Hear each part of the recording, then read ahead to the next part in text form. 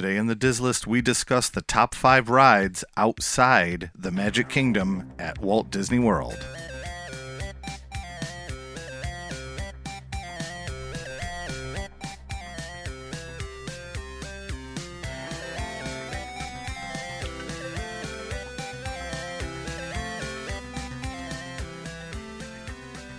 Welcome to the Diz List, the podcast that ranks everything in Walt Disney World. I'm Nick. And I'm Rob, and welcome to episode 50, where we discuss the top 5 rides outside the Magic Kingdom at Walt Disney World.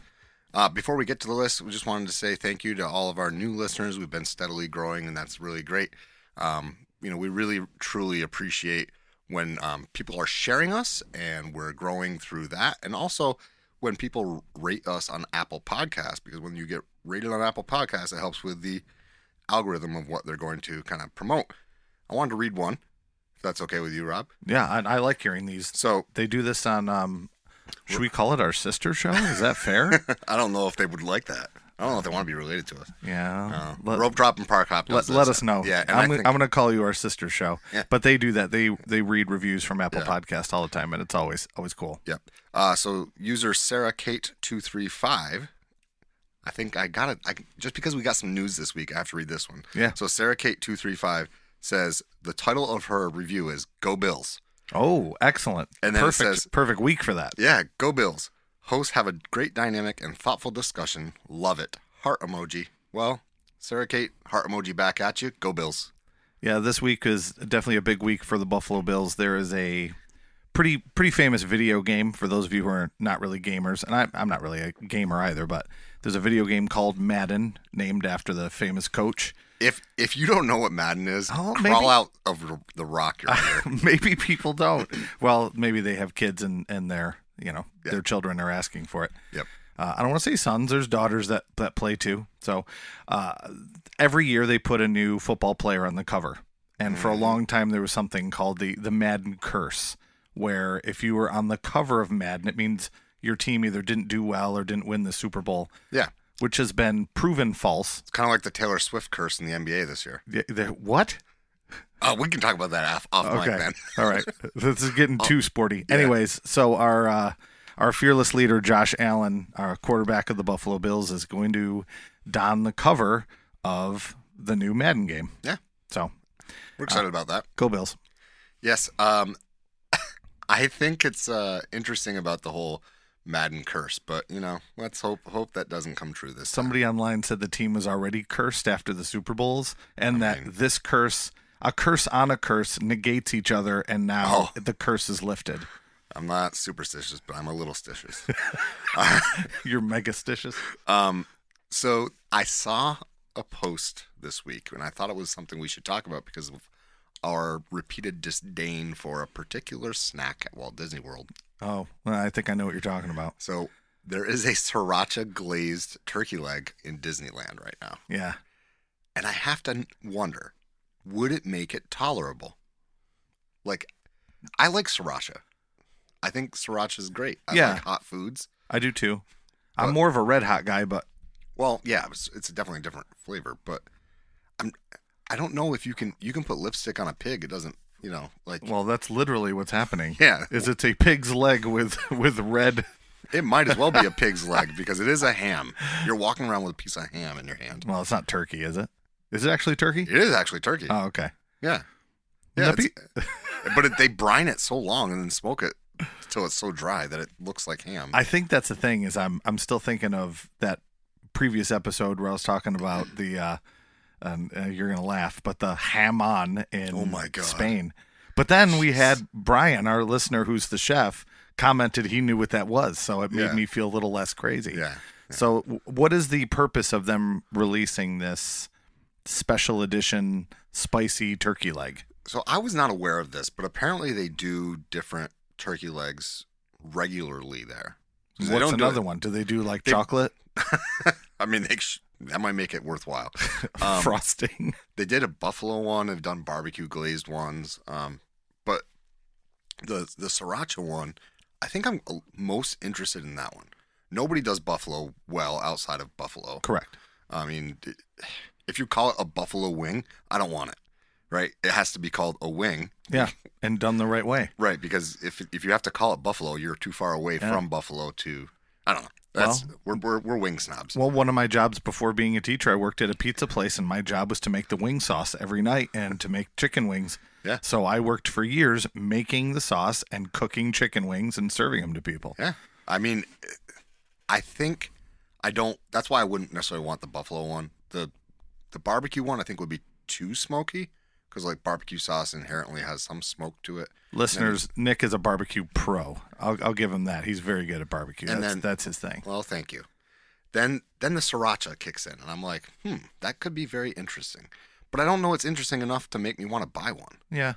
Like, Disneyland has this whole other alternate universe food cult that we don't have, right? The pickles. Yeah.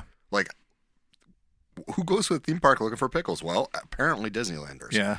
But I mean, I get the marketing behind it. If they make a change, then people are going to buy it and try it. Yeah. If they don't make a change, it's still just the turkey leg. Well, think about the Instagram people who are. I mean, we're on Instagram, but we're not like in the parks every day. But there are influencers on Instagram who are going to buy it solely because it's something new. Yeah. So I mean, and it's bright red.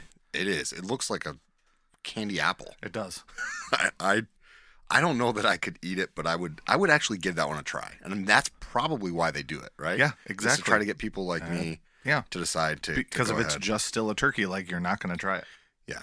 So for those of you that don't know, we have a Patreon now, and we wanted to shout out one of our patrons, Paul D. Thanks a lot, Paul D, for signing up and supporting us.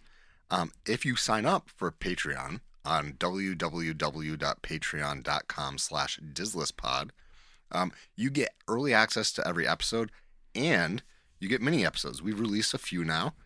They're getting great feedback over on Patreon and on Instagram. It's been a lot of fun recording them. They're a different format than this. They're like 20 to 30 minutes, depending on the topic. It's not always lists. Sometimes it is, but it's sometimes just kind of a discussion of things that wouldn't fit in anywhere else. And I also, other than the Patreon thing, I wanted to wish you a happy 50th, Rob. Happy 50th anniversary. Yeah, 50 episodes, huh? Yeah, 50 episodes. That's like, what is that, the golden anniversary? Is that what that is? When old people like are married 50 years? I'm not going to live that long. I'm not even 50 yet. So, I don't know. But yeah, 50 episodes. That's huge. Yeah, and we're really excited that you guys have been with us all along. Yeah. And our patrons helping us out and supporting the show. That's always a huge thing as well. So we're going to head on to the halftime show. Today it's brought to us by Paul D. Paulie D. Yeah, Paulie D. Paulie D. I wonder if he's from the Jersey Shore. He's no longer a patron now. I don't know. I don't think we're allowed to say where they're from. Yeah, no. All right, see you in a minute. Go Bills.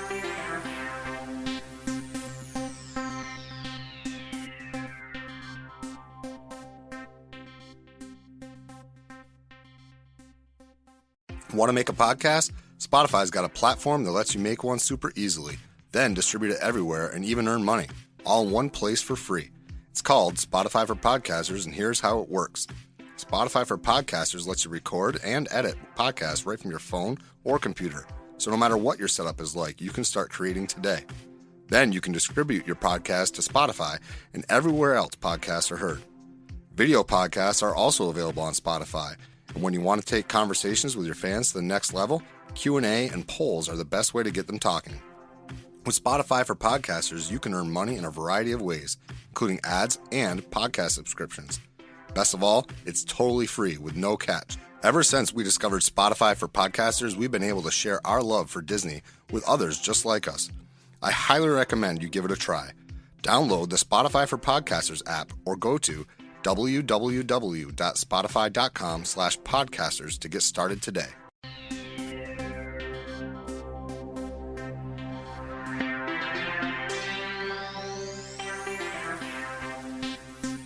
Welcome back to the Diz List. Today we're going to count down our top 5 favorite Magic Kingdom, non-Magic Kingdom rides. Yeah. So when we say favorite, I just want to put it out there that these are rides that I think are my favorite. While maybe they are the best rides, for me they certainly are, they may not match up with everybody else's. So I'm not saying these are the best rides. I'm saying they're my favorite rides outside of Magic Kingdom. I know for sure we're going to match up on one. I do too. I'm positive on that. Yeah. But I'm curious how the rest of them fall. So, I mean, we're going to play it by ear and see what ends up going where. But as of now, let's see where we land. Okay, my number 5.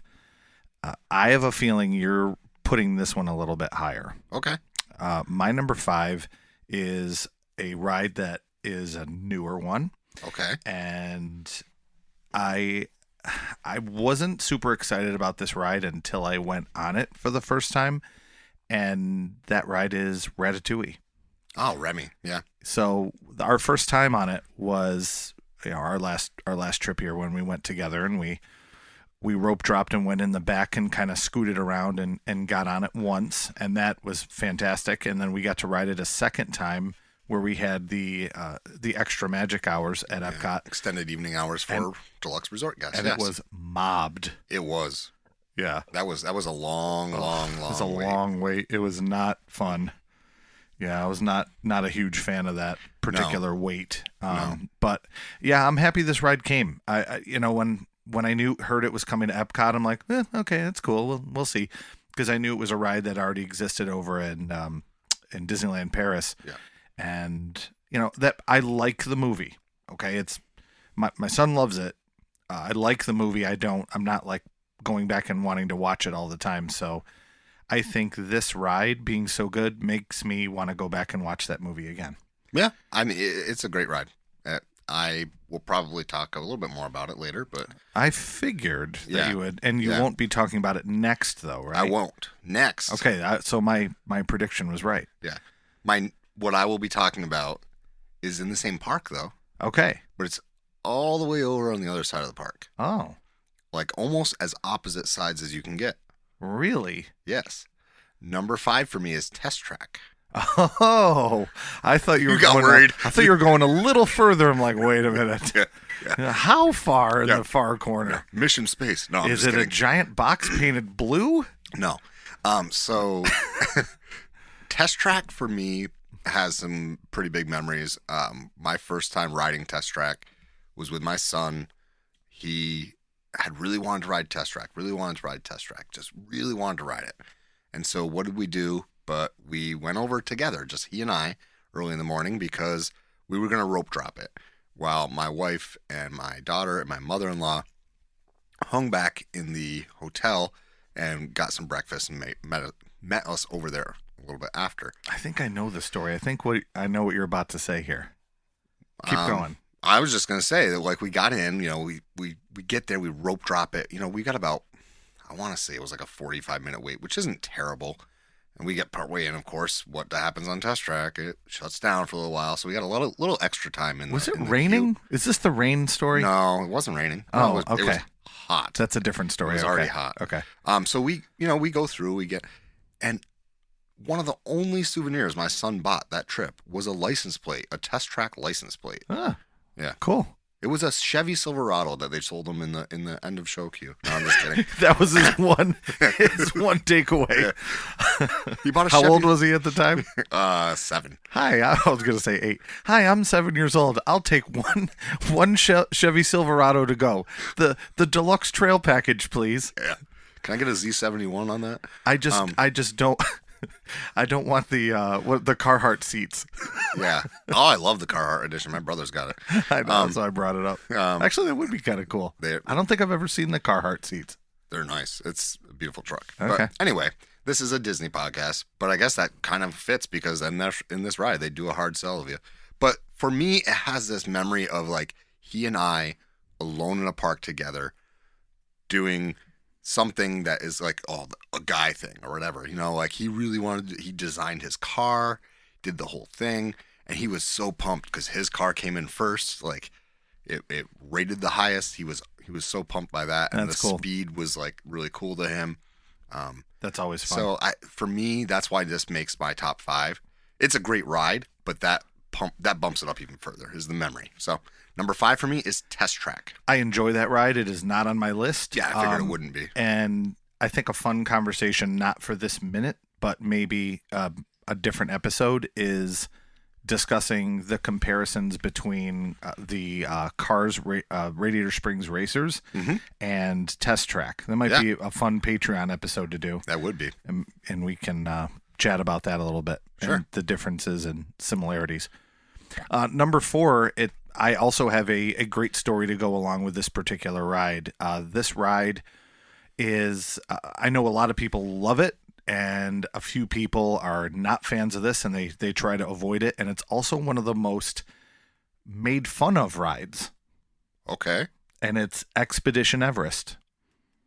It's made fun of because the Yeti on the inside is still broken, but the ride itself is just so much fun. I like a good roller coaster, but the reason this one is special is my daughter's not a roller coaster fan. She doesn't like drops. And we finally convinced her to do it, to go on to the ride. And she was so proud of herself after she was done. I mean, she's 16 now, but she was much younger at the time. And she did it, and she was super proud. And she went right into the gift shop. It's funny you said that about your son, because my daughter walks right in the gift shop and grabs a Yeti, plush, and says, "I want this. I did it. I conquered my fear." So we're like, all right, you got it. So we bought her the plush, and she was so proud of herself, and she still has it. And she doesn't love rides with big drops. She won't go on Tower of Terror, and that's fine.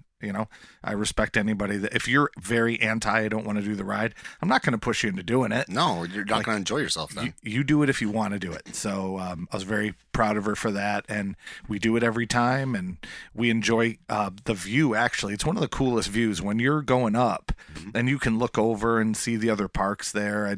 I love the climb. I love kind of the reverse spiral. My kids were convinced that it went upside down when you go backwards in the dark at first.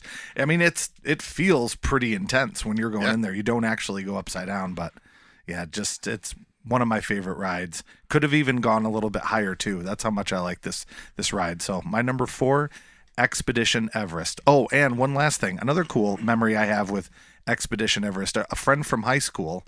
I was on Facebook while I was at the parks.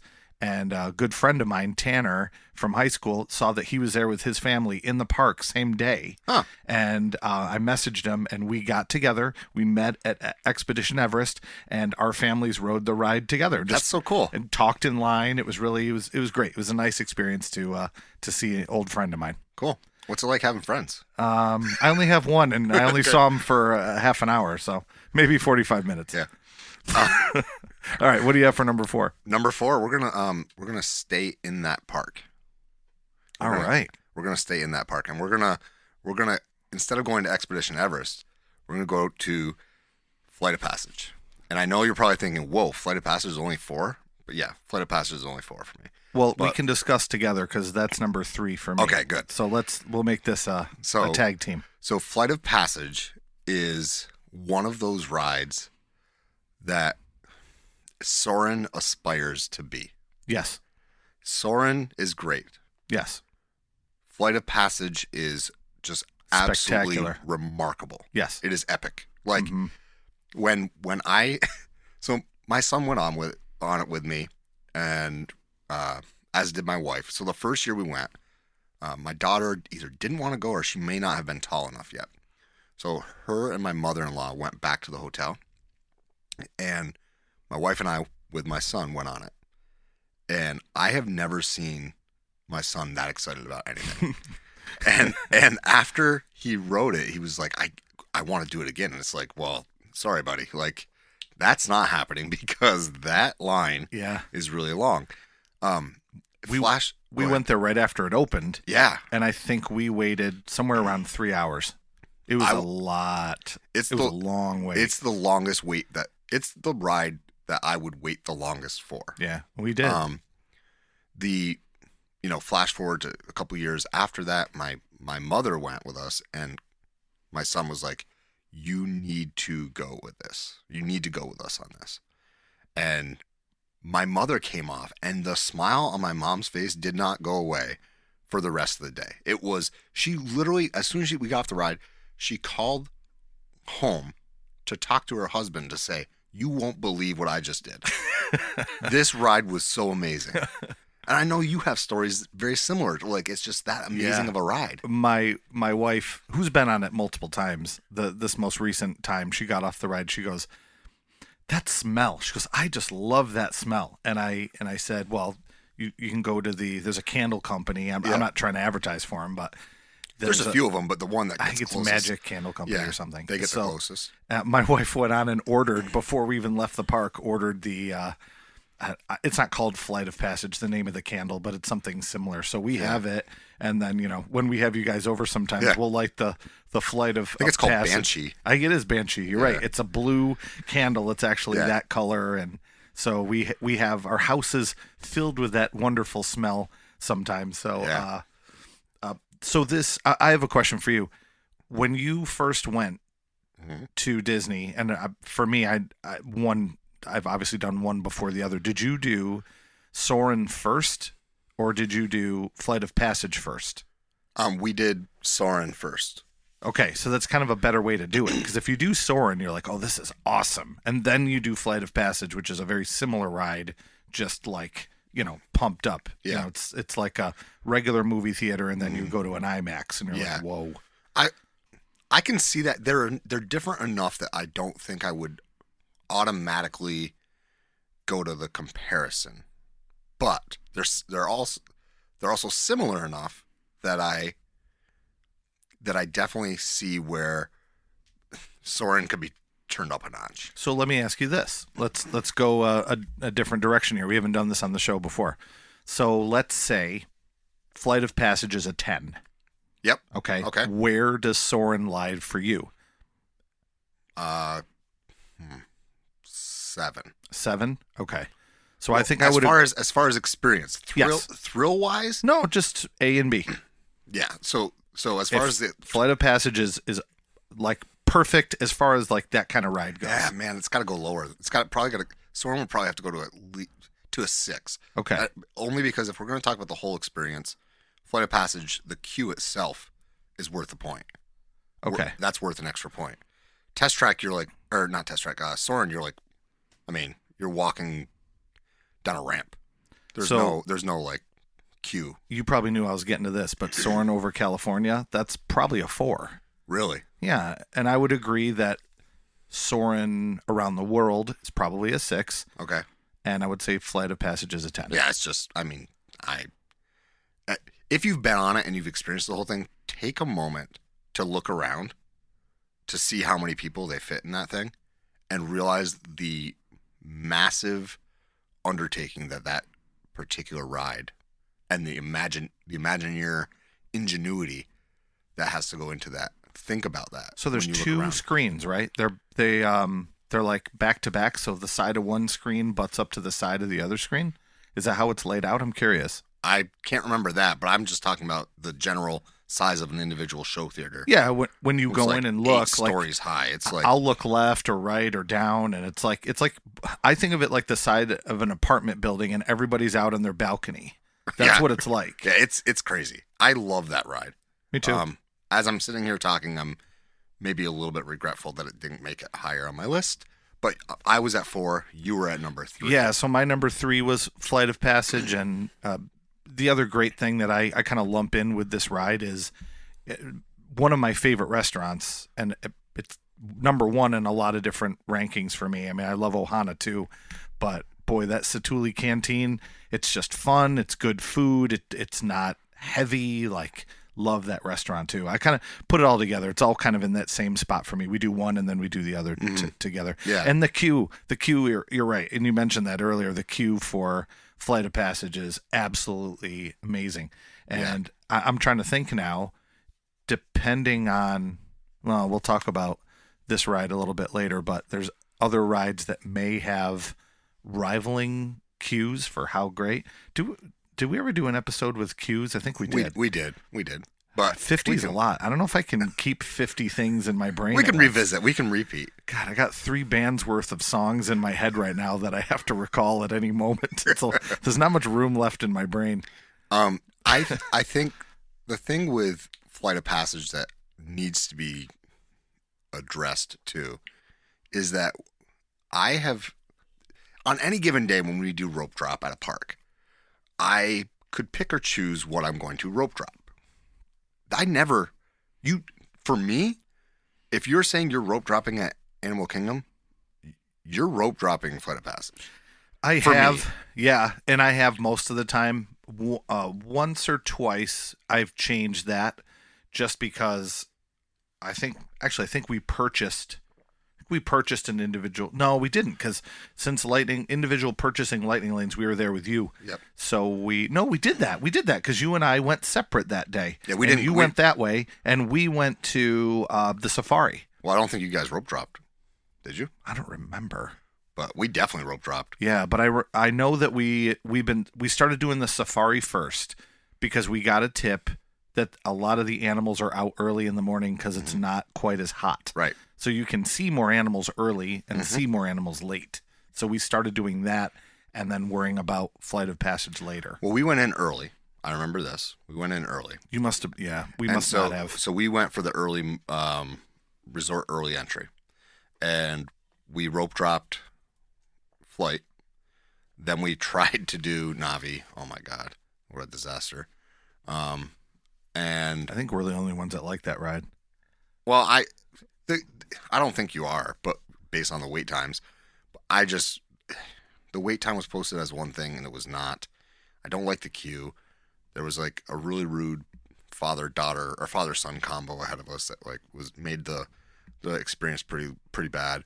And then we did the safari after that. So it was still early morning because I agree with you.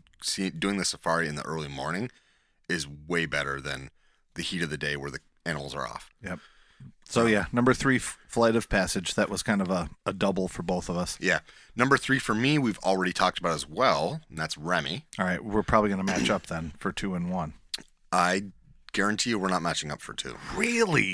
So number 3 for me is Remy. Man, this is going to be big here, folks. Number 3, the reason I picked Remy is because I don't know that I've been in a dark ride as immersive.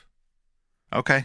I think that dark ride, the theming in there is so spectacular. Yeah, we just talked about this, the bread smell thing. Yeah, that Brian brought up. Yeah, and the whole 4D experience, right, where it's you have the 3D glasses and all that, but then you have the senses, right? So they're hitting you with smells. They have the spot where the cork pops out and you get a little wet.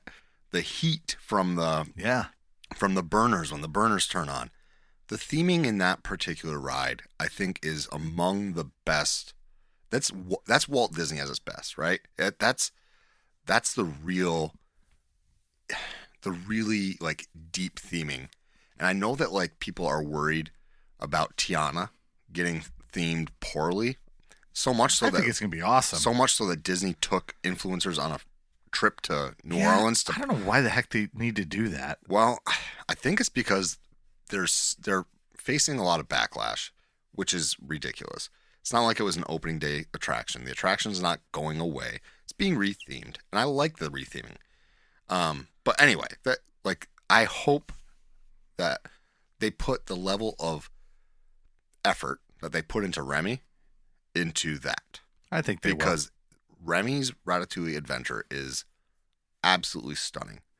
That queue. We've commented before, the inside part, the outside part where you're waiting in the sun, or waiting out in the. I think that I saw the other day they put looks like they have some canopies now, but either way, it's hot. Velvet ropes? I mean, what, or was it just those brass? It was just ropes. It was brass. Yeah. I couldn't remember if it was ropes or brass. And then we when you get inside, it's just so amazing. That whole queue, that whole ride, I love it. It's very innovative. And so for me, that's why it's my number 3. And I don't have much more to say about it because you said it all. It's really a great ride. Do you have any tips for anybody that might lose a hat or sunglasses or anything like that? Yeah, don't lose your hat or sunglasses on that ride. We have a regular listener that may have happened to. Yeah, he always gets mad when we call him out for So I'm not saying his name. That's why. Yeah, shutting down the or ride. Her name. It's a mystery person. Could be either one or they. Yeah. Could be that. Yeah. Who knows? But yeah, Sorry, guys. That was a little bit of a diversion. We're going to get yelled at. Don't lose your hat or sunglasses off that ride. It will shut down the whole ride, and everybody will be mad at you. But the trackless thing I wasn't sure was going to be great. And it is. It really is. I love that ride. Yeah, so. Works well on Mickey and Minnie. It's So that was my number 3. We're on to your number 2, which we've already decided isn't going to match up with mine. Lord, I don't know what's going to happen here. How is this? I don't know. It's not in my top. I know exactly where you're going. It's not in my top 5. I'm going right to it. My number 2 is Star Wars: Rise of the Resistance, it's not. Nope. Wow. No. Here's why. Is it not on your list at all? It's not on my list. What the heck is happening in this world? Go ahead. You go ahead and talk about why it's number 2 for you, and I will tell you why it doesn't make my list. Maybe because you didn't get to do the first time. You didn't get to do all the 3 pre-shows. I want you to go ahead. Tell us why it's so great. It's so great because it's probably the only good thing in that whole park for me. Like, it's immersive. Wow, that's a statement. For me, it's immersive into the movie world that I grew up loving more than anything else. Mm-hmm. Star Wars, my whole life, has been my favorite franchise forever. Okay. And it always has been since I was little, and it's stayed that way. I love Marvel and all the Disney movies, but it's always been Star Wars has been my favorite. And just that's the way it is. So when Galaxy's Edge opened, and I've talked about this extensively, and we discussed this a little bit on our Patreon show, that I'm not a huge fan of the entire Galaxy's Edge Batuu theming. Right. But this ride, once you get on there and you walk into that room with all the stormtroopers. Like, it's intense. Yeah. Like my heart rate was like at 120. I was so excited. And then you go in and you're on the actual ride and you see the AT-ATs and like it was like I felt like I was actually in a Star Wars movie. And I know it's themed to the sequels, and I don't hate the sequels. I don't hate Kylo Ren. Those characters, it's fine. It's not a stretch to feel like you're in the original movies. No, not at all. And that's because they use a lot of things that are in the majority of the movies. Could you change that and put in a Darth Vader there? Sure. But I would I like it better? Yeah, by a little bit. But the ride is good either way. Mm-hmm. I think and the cast members that are the First Order soldiers. They do so well, yeah. Oh my gosh, it is so cool. Yeah. Are you changing your mind? No. Really? No. Everything you're saying is true. Man, I am very surprised. Okay, you want me to... Okay, here's your turn. Here's what I will tell you. I need this rebuttal. Okay. Rise of the Resistance is the best trackless ride system. Sure. Rise of the Resistance has the best queue. Sure. With the pre-shows and the animatronics with BB-8 Rise of the Resistance has some of the best animatronics. When they work. And then you just said exactly why. Yeah, this is not in my top list. I basically just lobbed the basketball and you dunked it. Every single thing that Rob said is true. This is the best. This is the second best ride in Walt Disney World when it works. See? And guess what? We didn't plan that. I knew he was going to say that. Guess what? It doesn't always work. Its unpredictability is what takes it out of the top 5 for me. It's not enjoyable for me to, whether I purchase a Lightning Lane or I'm waiting in standby line, it's not enjoyable for me to have this like palpitating heart. Are we going to actually get to ride? The first time I rode it, we sat in the ride vehicle. Yeah, you had a rough experience the first time. We sat in the ride vehicle waiting for 10 minutes. Then they finally said, okay, we got to clear this out because they were shutting down the ride. The animatronics weren't working. Then the second time I rode it, they skipped most of the pre-shows. So which one did you see? I was just going to ask you that. Did you skip BB-8 and Rey? Yes. Yeah. Okay. Did you do, you didn't go in with, it's not Admiral Akbar. I can't remember the name of the specific character. Yeah, that's where you start. Like, it was like a weird short bypass. But it's just like, you can't, if I pay for an experience, or if I wait for an experience, that experience better be the same that I'm expecting. Yeah. Or at least give you a lightning lane to a different attraction. Well, they did, the first time they did, right? All right. So, and the reasoning behind them skipping and bypassing some of the pre-shows is those pre-shows are there to slow you down, to not make you upset that you're waiting in line. That's really what pre-shows are for, right? So by bypassing that tells me that the ride had it was early in the day. the queue had not filled up, and they didn't have a huge backlog of people. Okay. So they were trying to push people as fast to the front. It's as if all the cutbacks, you know what I mean? If you're in a ride, they take the chains off the cutbacks and you walk straight through. That's what they did. Okay. And that makes a lot of sense. So they pushed us as far forward as they could. So you were further ahead, and they skipped you straight into Akbar. I'm going to call him out. It might sure. as well. But anyway, Mikey's screaming at me right now. So for me, the fact that it's so inconsistent is why it's not in my top 5. Everything you said is 100% true. It is absolutely, positively the best ride in Hollywood studios when it works. Yeah. And it doesn't always work. That's fair. And you know what? I can't fault you for not putting it on your list. I mean, when we do these they're subjective, like your experiences made it fall off the list for you. But, I know that you like it, and I know that you enjoy it. And it's anxiety inducing not knowing whether or not you're actually going to get to do it. Yeah. Especially as a parent, like with kids who love that ride too. Like, you don't know. It's funny. Going to Disneyland, I didn't even have that on my radar as something I was going to do because I knew it was exactly the same. But I love it. And, I mean, if you look at my list, it's number 2 on my list. Yeah. But when I was there, I felt like I had to do everything that was different. But yeah. I love it. I think it's great. So we don't have a sound to is a ride you also have already talked about, and that's Expedition Everest. For all of the same reasons that you mentioned. Oh, you put it at number 2. Yes, because if you haven't noticed a theme, most of my top 5 favorite rides outside of Magic Kingdom have to do with memories and like things that just mean something to me other than the ride itself. I put this on my list and I thought, I bet you Nick's not even going to put this on his list. Yeah, no, I love this ride. Wow, okay. So first off. So you probably have a similar story to what I do then. I do, and I have a couple of reasons why I love this ride. So I grew up in the Northeast, very, very furthest Northeast corner of New York State that you can get. And there is a theme park of about an hour and a half, 2 hours south of us. The Great Escape. The Great Escape. I used to go there with my cousins because they're from Albany. So when we went to Albany, we'd go up. Yeah. And so they have a ride called the Boomerang.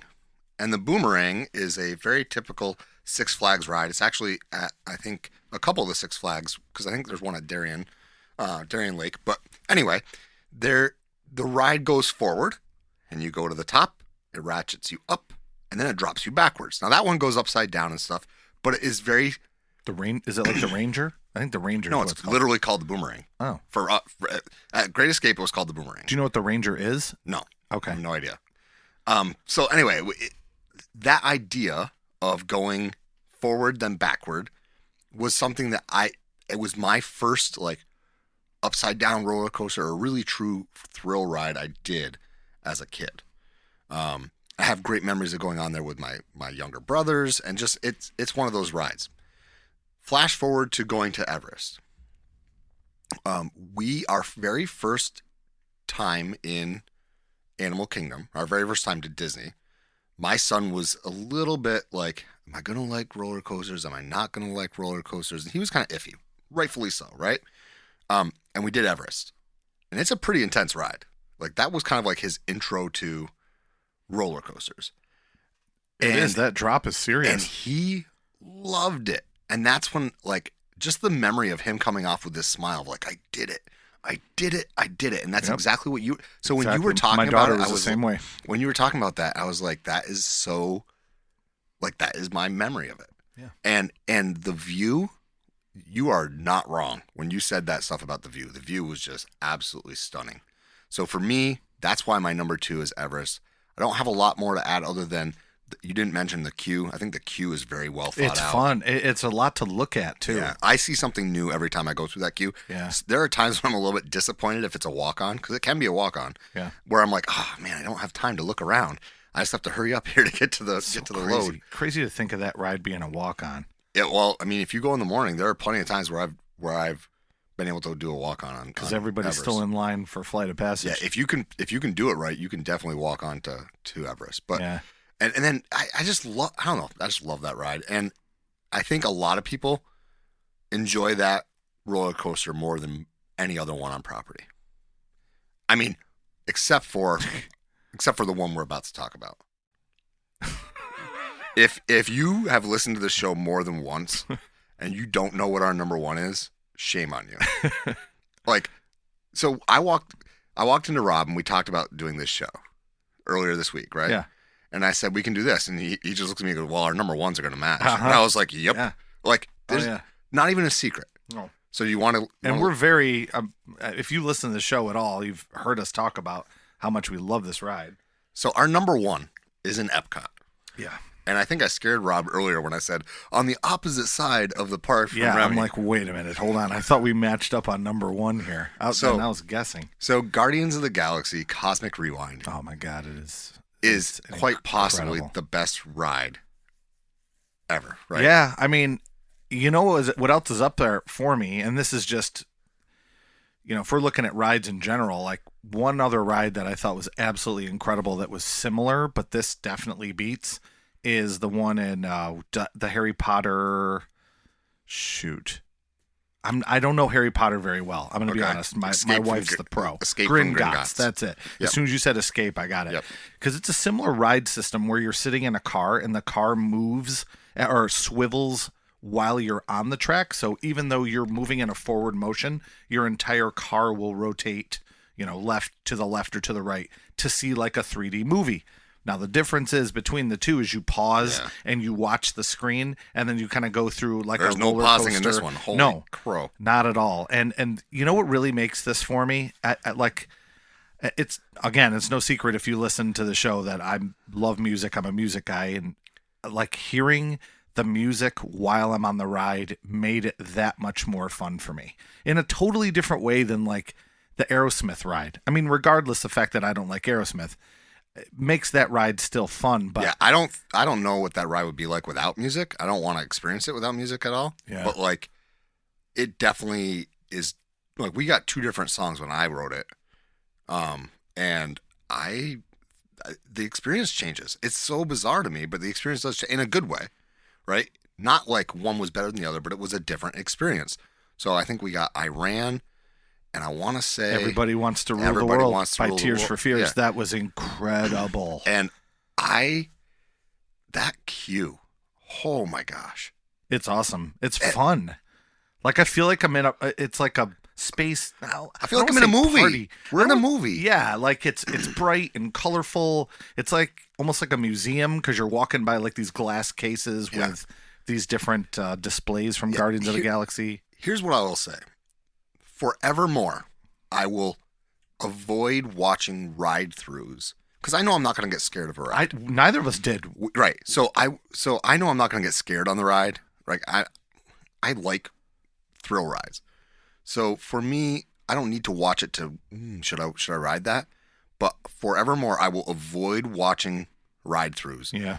Because that cue, had I watched a ride-through or walk-through of that, I wouldn't have been as shocked. It was fun. It was fun experiencing that for the first time. My mind was blown. Yeah, me too. I was like, wait, what just happened, Rob? And that franchise is so cool. Like, did you see the new movie yet? You probably didn't, did you? I did not. It's awesome. Yeah. It's really good. I didn't, and people are probably like, wait, I thought you're big like big Marvel guys. No, but like I know you, and you're not a huge fan of going to the movie theater. No, I don't. That's fine. But I'm the opposite. Yeah. I love going to the movie theater. Yeah. I don't like the movie theater experience as much as you do, and that's just what it comes out. And that's fine. It's fine. Anyway, when it comes out, drop what you're doing and watch it. Yeah, it's great. It's happy and sad and fun and everything combined. It was one of those things where I was about as close to going to the theater to see it as I have been for any other movie other than Star Wars. I always go see Star Wars ones in the theater just because I care more about the spoilers on that one. I don't, So anyway, Cosmic Rewind is phenomenal. Yeah, and like the fact that people, the only thing they nitpick is like the spaceship out front doesn't look like what they advertised. That's the only thing they can really criticize about it. Everything is so great. It is so good. When you walk into that big room where like people are walking around the outside, so the very first part of the queue. Yep. Even that, which is like literally you're standing in a line. Yeah. Even that is cool. They've got the projections on the ceiling. You've got the architecture is so cool, and it's like this curved sort of style architecture on the inside. It's very Western, I guess is probably the best way to put it, but it's just it's fantastic in every way. And the reason I like it so much, A, is the music, and B, is it's the smoothest ride.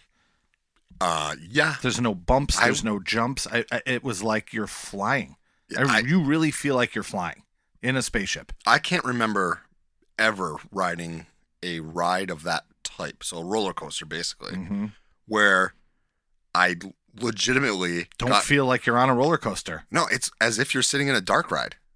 Like it was a very comfortable ride, and you want to, if you have motion sickness, you want to avoid certain seats. You can research front that. Was okay and back was okay. I think front and middle is okay. Middle? The back is like the one where you're like, I think the first time when we got off, I think I had I was a little dizzy. We rode like 5-6 cars, 5-6 or something like that. And then I was okay later on, and then I think I remember, I got to look it back up again because, again, it was a while ago, but I asked a cast member. Remember? Yeah. I said, hey, can I sit here or here? I mean, whichever one I requested, and they gave me close to what I requested. Right, because there's a lot of people who are afraid of the whole motion sickness thing. Yeah, so I'm just like, hey, I'm an older dude, and I'm not good on the teacups, so I'm really not going to be good on this if I don't sit in the right spot. Right. I think it's not an issue, but one thing that if I could make a change, I wish that they could have the Rocket Raccoon animatronic. Because seeing that Rocket Raccoon animatronic at California Adventure, it was so cool. And I mean, it wasn't the greatest I've ever seen, but it's just this fuzzy raccoon going around, going through tools, and it was really cool. I wish there was one animatronic. Did you happen to see the walk around baby Groot? Yeah, very interesting. You also told me about the Judy Hopps one. Yeah. And I watched the video of that too. But I feel like baby Groot works. Yeah. I wasn't convinced of the Judy Hopps yet. Yeah. I think give me all the Marvel. I wish we didn't have the silly Marvel rules with Universal. I understand why Universal doesn't want to give those up. Yeah. I mean, it literally saved Marvel Comics when they sold those rights. I do think that Universal probably does a better job at the thrill ride aspect, and so it might be good that they have the rights to it. But my goodness, give me all the Marvel. Give me all the Marvel.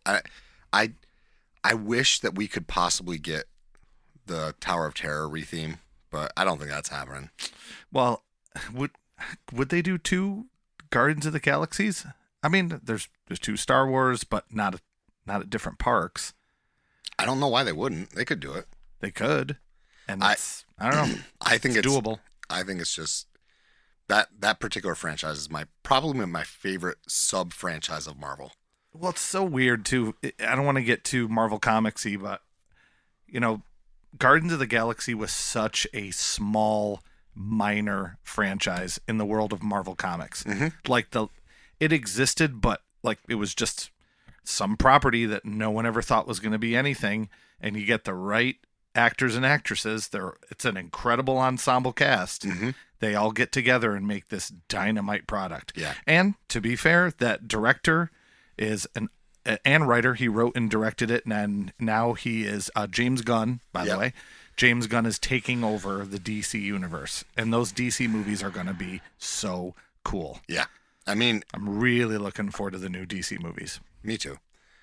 The other thing I just wanted to mention before we close out here, I do have a couple honorable mentions. I don't know if you do, but I had a couple. Sure. I just wanted to mention them. So just missing my top 5 was Slinky Dog Dash. Yeah, that's for me too.